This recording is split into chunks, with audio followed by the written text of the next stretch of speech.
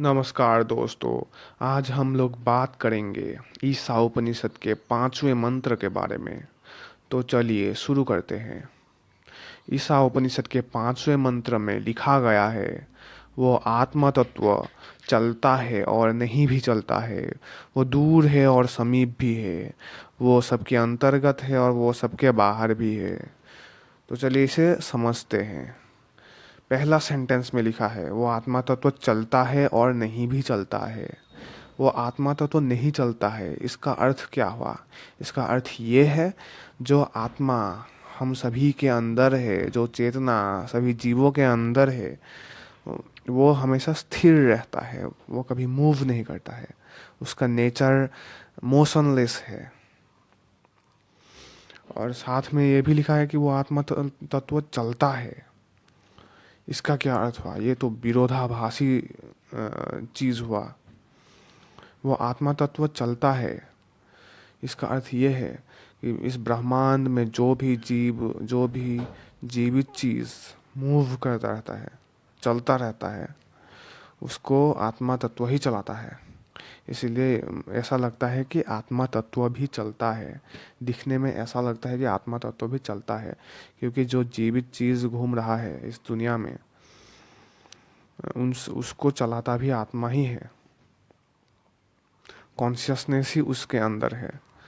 इसलिए बाहर से देखने में ऐसा लगता है कि वो आत्मा तत्व मूव कर रहा है, लेकिन हम पास से जाके देखेंगे, अंदर से जब हम देखेंगे, तब हमें समझ आएगा कि आत्मा तत्व हमेशा स्थिर होता है, हमेशा पीसफुल, मोशनलेस, स्टिल होता है।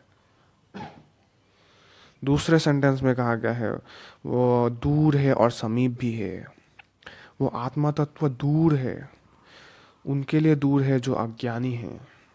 जो अज्ञानी लोग हैं, वो आत्मज्ञान को प्राप्त करने में बहुत दिन, कई जन्म लग जाते हैं, फिर भी आत्मज्ञान प्राप्त नहीं होता है।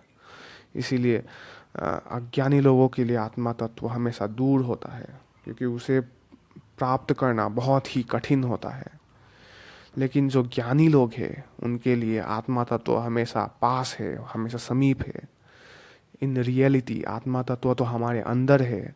हाँ, सबसे पास हमारा शरीर होता है, और शरीर से भी पास वो आत्मा होता है, क्योंकि वो आत्मा ही हम खुद है। इसीलिए इन रियलिटी आत्मा तत्व सबसे समीप होता है। लेकिन जो अज्ञानी होता है, उनको ऐसा लगता है कि आत्मा तत्व बहुत दूर है, इसीलिए वो प्राप्त करना बहुत मुश्किल है। तीसरे सेंटेंस में कहा गया है, वो सबके अंतर्गत है, सबके अंदर है, और वो सबके बाहर भी है। आत्मा तो सबके अंदर ही होता है, सभी जीवों के अंदर आत्मा होता है। इसीलिए यहाँ पे कहा गया है कि आत्मा तत्व सबके अंतर्गत है, और वो आत्मा तत्व सबके बाहर भी है। इसका ये अर्थ है, अद्वैत वेदांत के हिसाब से पूरा ब्रह्मांड ब्रह्म स्वरूप आत्मा का ही एक रूप है। ये पूरा ब्रह्मांड में आत्मा ही व्याप्त है, ब्रह्म ही व्याप्त है। जो ईश्वर इस पूरे ब्रह्मांड में व्याप्त है, वही वो आत्मा ही है, वो आत्मा तत्व ही है। इसीलिए यहाँ पे कहा गया है कि वो बाहर भी है और वो भीतर भी है। हमारे भीतर जो आत्मा है, वो भी आत्मा तत्व ही है, और हमारे बाहर जो प्रकृति है, वो भी आत्मा तत्व का एक रूप ही है।